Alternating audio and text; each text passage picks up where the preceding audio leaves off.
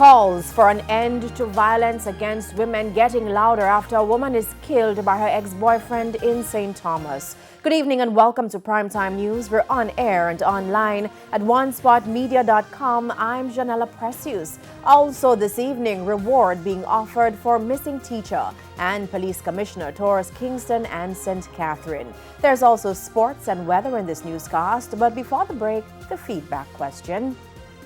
And this evening, we're asking what has been your experience using the e-commerce national delivery service ENDS. You can share comments online, facebook.com/Television Jamaica, and tweet us at Television Jam.